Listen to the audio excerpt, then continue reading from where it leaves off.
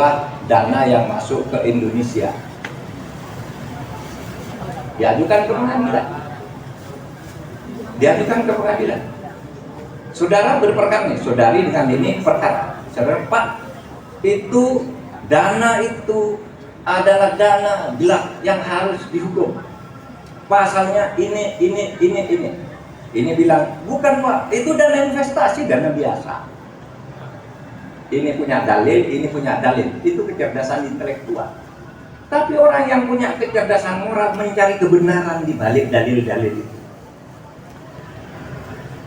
Sehingga saya sebagai hakim, kalau saya ingin memenangkan Mbak ini, saya pakai undang-undang keuangan negara nomor sekian pasal sekian. Tapi kalau saya ingin memenangkan yang ini, saya pakai saja undang-undang investasi nomor sekian pasal sekian. Tinggal senawan, Mbak, kamu mau bayar berapa? Kamu bisa menang. Dia bilang, Pak, saya punya 3 miliar untuk Bapak. Kamu punya berapa? Saya tidak punya miliar. Saya bisa menangkan ini. Meskipun kamu benar, ini benar. Saya bisa menangkan ini karena ini bayar. Kenapa? Hakimnya itu tidak punya kecerdasan moral. Hanya punya kecerdasan intelektual. Dia bisa mencari pasal-pasal untuk menghukum atau tidak menghukum orang. Itu kalau kecerdasan intelektual.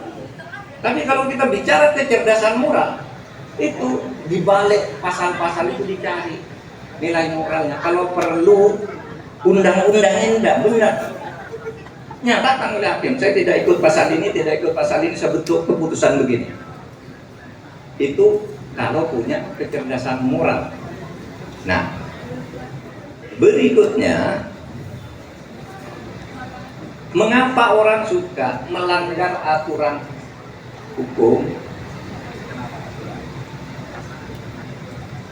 tapi tidak takut karena beralasan saya belum diputus oleh pengadilan?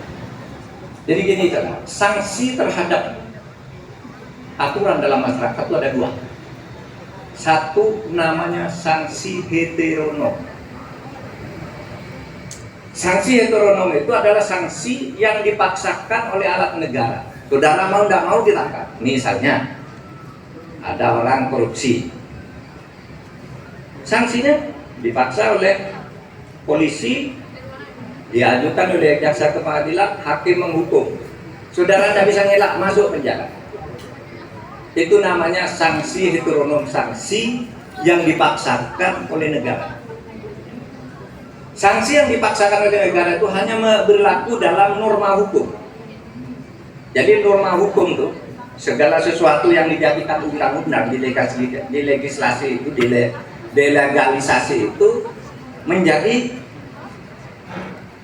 mengikat dan bagi yang melanggar dipaksa oleh negara. Tapi kalau saudara melanggar norma yang lain, tidak bisa dipaksa.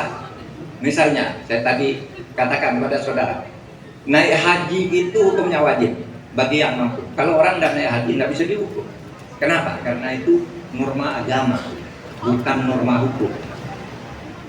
Orang yang ketemu dosennya celelean, tidak nunduk, datang ke rumah dosennya pakai sandal jepit sambil cengah-cengir, itu tidak melanggar hukum, tapi melanggar norma kesopanan. Itu tidak dihukum. Yang bisa dihukum itu adalah aturan yang sudah ditetapkan oleh lembaga negara menjadi undang-undang, menjadi kepres, menjadi perpres, menjadi perda. Nah, itu yang dipaksakan oleh negara. Ada lembaga yang menetapkan bahwa norma yang ada ini dijadikan aturan salah. Lalu yang belum ini Pak, yang belum itu mengikat secara moral, itulah perlunya kecerdasan moral. Kalau norma tadi kecerdasan intelektual bisa diakali dengan akal-akal kita. Nah, saudara sekalian, kalau yang norma hukum sanksinya Pak, kalau tadi yang hukum itu dibawa ke penjara, dirampas hartanya, dicabut izinnya, itu dilarang bepergian, itu norma hukum mempunyai sanksi memaksa. Tapi kalau agama tidak ada. Terus apa kalau orang melanggar norma agama? Namanya sanksi otonom. Hukum itu sanksinya heteronom, norma yang bukan hukum itu sanksinya otonom. Otonom itu apa? Sanksi yang datang dari hati nurani. Misalnya saudara melanggar aturan agama tadi, wah saya kok tidak ke gereja ya, udah sebulan 4 kali minggu tidak ke gereja. Saudara tidak disalahkan oleh hukum, tapi hati nurani saudara, kok saya orang beragama lupa ke gereja ya, saya tidak berpuasa, nggak apa-apa, tapi hati saudara itu merasa berdosa. Kalau saudara muslim, itu namanya sanksi otonom. Bahkan dalam hal yang lebih berat lagi, sanksi otonom itu berupa kecemasan di dalam hidup. Orang korupsi tidak ketahuan berdasar kecerdasan intelektual hukum, tidak ketahuan korupsi, tapi dia pasti merasa gelisah, merasa takut, merasa cemas. Itu namanya sanksi heteronom. Kalau di kearifan masyarakat adat Indonesia ada istilah hukum karma. Kalau Anda tidak bisa dihukum oleh polisi, tidak bisa dihukum oleh jaksa, oleh hakim karena Anda punya hubungan yang baik-baik, tapi ingat bahwa hukum karma itu berlaku. Itu adalah sanksi otonom.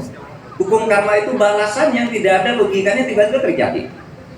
Ada yang mengatakan gini, tuh orang korupsi luar biasa hebat, anaknya tiba-tiba ketangkap karena narkoba. Dia berceramah kemana-mana, hindari narkoba. Narkoba itu berbahaya, tapi ketika mengambil barang rampasan narkoba, dia ambil, dia jual. Padahal dia petugas untuk memberantas narkoba. Tapi barang buktinya dia ambil, dia jual. Barang bukti diganti tepung, narkoba aslinya dia jual. Nah, itu yang banyak terjadi. Kenapa orang, pejabat-pejabat yang bertugas mengkampanyekan gerakan anti narkoba dan selalu mengancam orang narkoba itu, anaknya terlibat narkoba? Itulah hukuman heteronom. Jadi saudara bangun kecerdasan moral saudara. Kalau kecerdasan intelektualitas itu gampang lah, ada dosen, sekarang ada gadget. Saudara bisa buka Google, saya ingin tahu artinya, buka Google tahu. Saya ingin tahu buku ini terbit